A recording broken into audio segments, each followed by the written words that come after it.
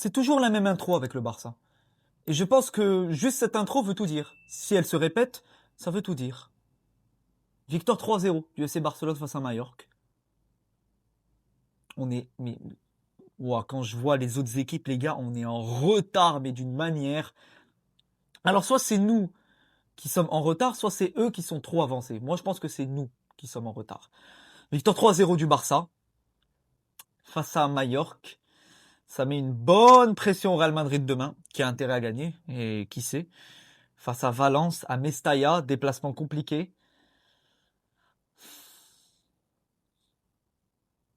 En fait, je vais vous dire honnêtement, les amis, je m'attends plus à rien pour cette saison. J'ai pas envie d'être négatif, je suis pas une personne négative, toujours positif. Mais dans ce genre de contexte, vaut mieux s'attendre à rien que s'attendre à quelque chose pour ne pas le regretter, pour ne pas avoir de déception. Quand je vois le Barça jouer, quelle organisation, quelle fluidité, quelle idée claire. Tu n'as pas besoin de placer plein d'idées de football qui viennent de nulle part. Tu inventes des trucs guardiolesques pour vraiment fonctionner. Des idées claires.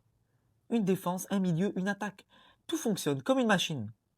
C'est simple en fait. Le foot c'est simple. Donner les cartes du football à n'importe qui, et encore, ça veut dire que tout le monde saurait comment jouer au foot. Mais le foot, c'est des idées claires. Faut pas aller plus loin, faut pas aller en dessous. Victoire 3-0, j'ai quand même pas mal de choses à dire et j'aimerais parler de la fluidité offensive dans ce match du Barça. Un Rashford qui était pour moi étincelant. Voilà, l'Anglais qui est là, qui est heureux au club, qu'il soit titulaire ou remplaçant, il respecte son rôle et c'est ça ce que je vois actuellement au Barça. Peu importe le statut du joueur, qu'il soit remplaçant, qu'il soit titulaire, qu'il joue 2 minutes, qu'il joue 90 minutes, tout le monde jouera avec la même mentalité, avec la même envie, avec le même objectif, c'est de faire gagner le Barça. Contrairement à nous, on a des chialeuses telles Arda Güler qui râlent parce que l'entraîneur dit, voilà, le fait sortir et ça crie toujours moins. Voilà, la différence de mentalité entre les deux clubs. À croire qu'on est un club exceptionnel actuellement. Ouais, toujours moi. Et le club à côté, qu'est-ce qu'il a? Toujours moi, Arda. Toujours moi. Ton club, il est pour l'instant, on est moisi. En Ligue des Champions, en Liga, en Copa, de partout. Et là, j'ai rien à dire. Lamine Yamal, est-ce que je dois m'exprimer sur ce joueur? Ou est-ce que ne pas s'exprimer veut tout dire? Voudrait tout dire? Ce joueur est extraordinaire. Le but qu'il a mis aujourd'hui, c'est un but d'un grand attaquant, un but exceptionnel, une enroulée imparable. Et au-delà de cela, je trouve un Lamine, comparé à avant, qui est moins solo, moins solitaire, qui joue de manière à faire briller le collectif. Très collectif, Lamine. Très, très collectif. Dans sa façon de jouer, il a évolué. Il a changé. Il s'est métamorphosé dans sa façon de jouer. Il joue d'une différente manière. Il joue d'une manière différente, qui fait qu'il fait briller le collectif, ses coéquipiers, avant de briller lui-même. Et évidemment, s'il a l'occasion de briller, il brillera. C'est pour ça qu'un Yamal, qui est moins dépendant de ce côté gauche, pourra apporter des choses que aucune personne actuellement aura vues. Quand vous l'avez vu numéro 10, il est imprévisible. Ce joueur, quand tu lui donnes les clés, il est imprévisible. Vaut mieux lui donner les clés que de le brider à un seul poste, à un seul couloir, et de lui dire tu t'occupes de ce couloir et basta. Ce mec, en fait, les gars, en fait, il faut que vous compreniez quelque chose. Je vais me répéter, mais il faut que vous compreniez quelque chose. C'est qu'il y a mal, Lamine Yamal, tu ne peux pas l'empêcher de briller. De briller. C'est un joueur tel un Messi, Maradona, où tu dois vraiment lui donner les clés, parce il va te les donner. Il est pas encore à son potentiel maximal. Il peut atteindre un échelon, mais vraiment qu'on n'a jamais vu. Si tu lui donnes les clés, il va faire des dingueries. Lewandowski, je suis encore impressionné par son sang-froid devant les cages. Très calme, il sait ce qu'il doit faire. Il panique pas. Il panique pas devant les cages. C'est ça un vrai numéro 9. Ce sera la vraie marque d'un numéro 9. C'est Lewandowski. But, il crochette le défenseur et le gardien qui suit également et il met son but. C'est un but dans le sang-froid. Le Barça actuellement n'a plus besoin d'avoir ne dépend plus de joueurs, ne dépend plus de Rafinha, de Yamal, etc. Si Yamal est blessé, il y a Rooney Bargi. Si Rafinha est blessé, il y a Marcus Rashford. Si Pedri est blessé, tu as des joueurs comme Fermin qui peuvent intervenir, Casado et Olmo, double passeur décisif.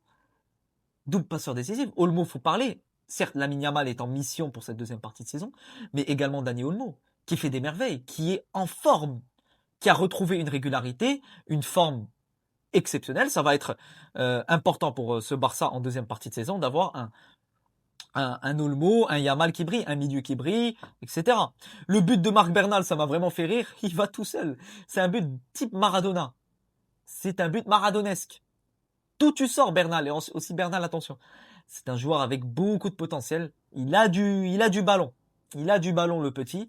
Bernal, c'est un vrai joueur de football. C'est un vrai joueur intelligent, encore une fois, qui sort de la Masia, comme d'habitude, de leur four, comme d'habitude. Mais c'est un vrai joueur hyper intelligent. Et il va porter beaucoup pour le Barça dans les années futures.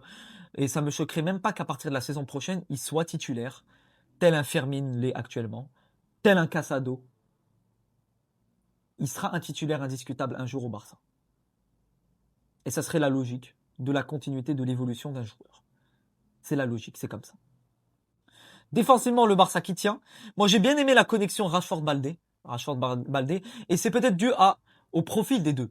Rashford qui est vraiment un électron libre. Pareil pour Baldé, 2 électrons libres. Rashford qui est un ailier très électron, qui va bouger, qui va essayer de déstabiliser. Et aussi les frappes de Rashford. Assez choquant. Le coup franc, il faut vraiment l'arrêter. Et hormis le coup franc, ces frappes de loin, ils font toujours mal. Toujours bien cadrées, toujours bien dosées, ces frappes. Ah, il a vraiment des frappes, Marcus Rashford. C'est une arme. C'est une arme. Une équipe, tu dois avoir des armes. Tu as un Yamal qui peut te mettre une enroulée. Tu as un Rashford qui peut mettre un but de loin. Tu as Lewandowski qui peut mettre une tête. Tu as Pedri à son retour qui sera le créateur. Tu as Peña. Tu as Juan Garcia qui rassure. Tu as Juan Garcia. Si tu l'as pas aujourd'hui et si tu l'as pas aujourd'hui au Barça, le Barça certes gagnerait, mais peut-être des victoires 3, 2, 3, hein, ça encaisse. Ça devra faire... ils devront encaisser plus d'énergie, donner beaucoup plus. Alors que maintenant, quand tu as un Juan Garcia, même des erreurs défensives, ben, il les compense de par son niveau. Il va arrêter des ballons qui sont limite des buts, en fait. Malgré la défense Koubarsi-Eric Garcia, intéressant, intéressant. Les relances d'Eric Garcia, intéressant de remettre Eric Garcia à son poste. Voilà. Et tu as le Barça qui peut faire rentrer du 109, qui peut faire rentrer, comme je vous l'ai dit, Marc Bernal, Ferran Torres, Rooney Bardi, Joe Cancelo. Ils ont Frenkie de Jong sur le banc. Ils ont Gérard Martin qui est bon aussi aux relances. Ils auront le retour de Rafinha, le retour de Pedri. Non, ce Barça-là évolue. Et je pense qu'il y a quelque chose d'intéressant à noter, c'est que ce Barça évolue au bon moment. Ils ont compris que l'année dernière, ils ont évolué beaucoup trop tôt. Ce qui a fait que tout simplement, ils ont perdu de l'énergie beaucoup trop tôt. Et qu'ils sont arrivés en deuxième partie de saison à affronter des équipes comme l'Inter, des équipes de gros cylindrés. Ce qui fait que tu as peu d'énergie. Tu vas pouvoir les jouer, mais avec plus de fatigue. Là, ils se sont activés dès la deuxième partie de saison. Un peu comme le PSG l'année dernière. Attention à ce Barça. Attention.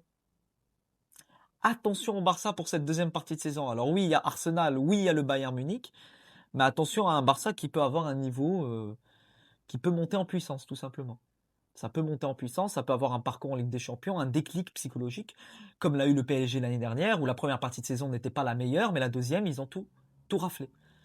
Le Barça l'année dernière, c'était de rafler du début, parce que le Barça l'année dernière, dès le début, c'était effrayant. En deuxième partie de saison, ça l'était toujours, mais il y avait de la difficulté à tenir le coup. Ils tenaient le coup, ils sont allés chercher 3 titres, mais il y avait de la difficulté surtout en Ligue des Champions. Et peut-être que cette année, ils auront moins de difficultés, plus d'énergie, comme l'a eu le PSG la saison passée. Donc voilà ce que je voulais dire. Encore une fois, le milieu du Barça fonctionne tellement bien. Les latéraux, ça fonctionne. Mais c'est surtout la capacité à créer, la capacité à avoir une équipe qui comprend tout simplement ce qu'ils doivent faire. Chacun a le rôle.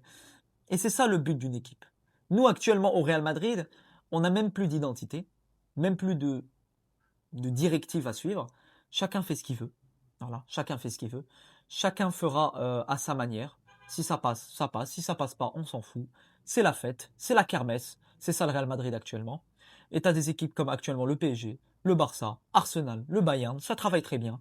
Ça se base sur un collectif. Ça se base sur une idée de jeu. Ça se base tout simplement sur une évolution constante de ton jeu. C'est ça la réalité. C'est ça la réalité. Voilà. Et ils sont portés par des joueurs. Actuellement, le Barça est porté par des joueurs. Lamine Yamal, ce qu'il fait en deuxième partie de saison, je suis désolé, mais je vais en reparler, les amis, ce n'est pas normal. Il est à fond. il veut chercher quelque chose cette saison. Il veut chercher quelque chose. Et il a une saison Coupe du Monde. La Coupe du Monde, c'est dans quelques mois. Attention, la mine, ce qu'il est en train de faire, c'est vraiment exceptionnel. Exceptionnel. Donc voilà les amis, ce que je voulais dire dans cette vidéo, le Barça qui achève tout simplement cette équipe de Mallorca, malgré quelques phases où Mallorca peut avoir des occasions, et comme je vous l'ai dit, c'est le petit bémol qu'a le Barça actuellement. Certes, ça n'encaisse pas, il n'y a pas de souci, mais contre les gros, ça peut empêcher un Barça de tenir une finale ou de gagner une Ligue des Champions. Il faut éviter ce genre de petites occasions devant les cages qui, par exemple une équipe comme le Bayern ou Arsenal, la moindre petite occasion sera un but. Voilà, c'est tout ce que je voulais dire. Prenez soin de vous, on se retrouve demain pour le débrief de Valence Real Madrid. À la Madrid les amis, Inadamas, ça ne bouge pas et à bientôt pour de nouvelles aventures. Ciao les amis.